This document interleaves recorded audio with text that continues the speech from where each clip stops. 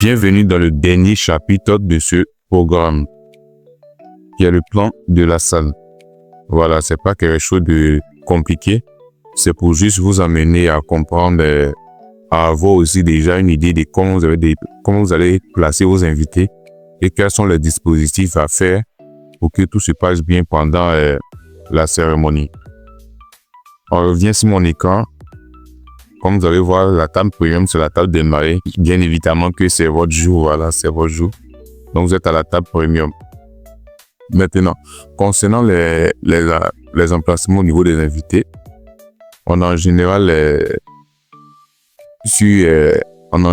vu qu'il y a, pendant la cérémonie, un peu des titillements sur comment il faut placer d'abord les invités en termes de dispositions à faire, c'est-à-dire pour les parents du marié et des parents de la mariée. En général, il y a des endroits où on les place ensemble, puis il y a certaines cérémonies où on les sépare.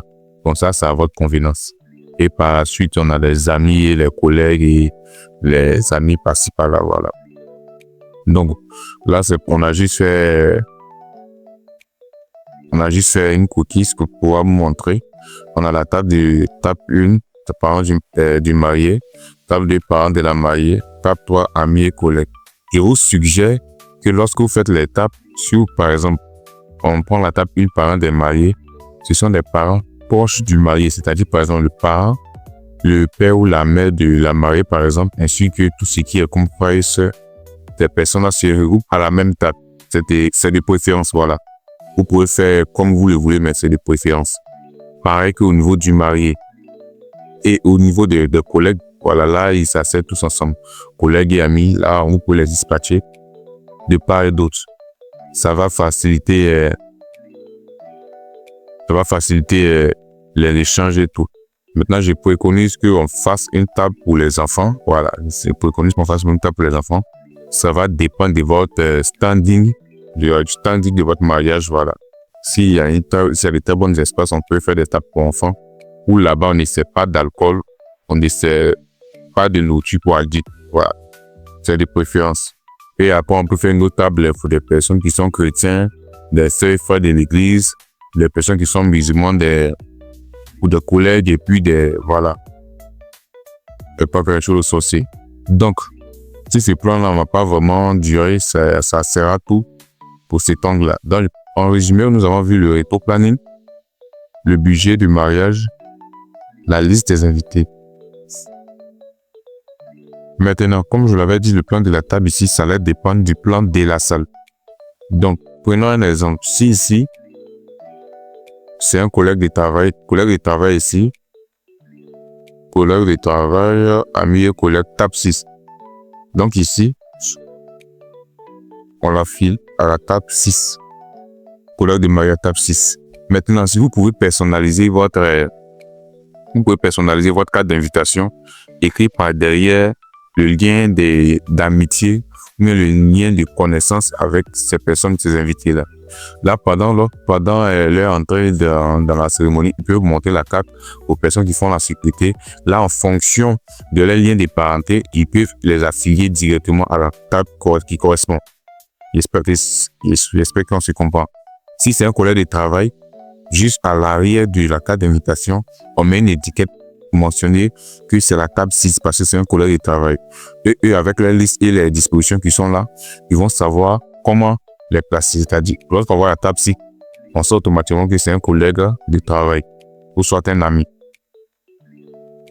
Prenons un deuxième exemple, famille et frère de l'église. Voilà, frère de l'église par exemple.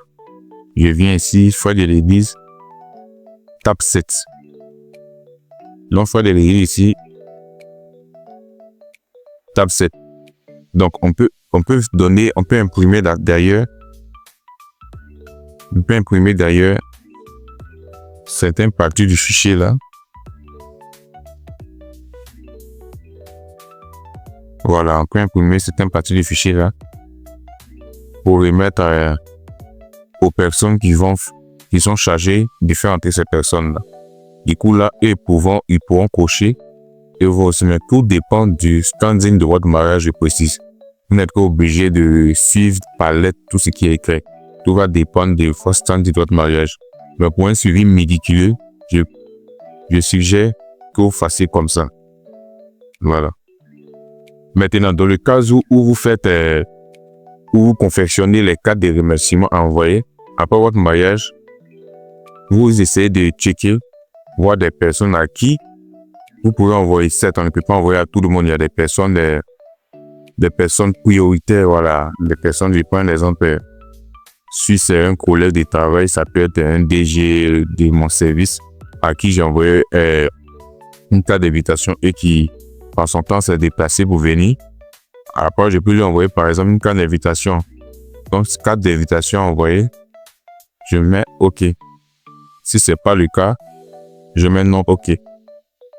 Donc, après cela, ça va me permettre de voir aussi le nombre de personnes réelles qui sont venues. Parce que certes, je peux dire que je reçois 150 personnes, mais je peux me retrouver avec 200 personnes. Là, ça va me permettre de voir qui sont venus et tout.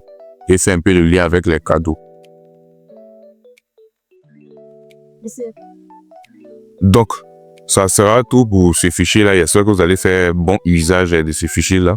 Maintenant, dans le lien que vous allez recevoir dans votre mail, regardez, il y a un mot de passe. C'est ce mot de passe-là que vous allez prendre pour débloquer tout ce qui est comme feuille à débloquer. Il y a 2 feuilles à débloquer ici. Il y a la première feuille mariage ici. Il y a le retour planning. Non, pardon. Il y a la feuille du mariage ici, puis il y a la feuille du budget. Ce sont ces 2 feuilles qu'il faut débloquer en saisissant le mot de passe que vous allez recevoir dans votre mail. Donc, après paiement, vérifiez juste votre mail. Bon, ça sera tout et puis merci bien pour toute autre question.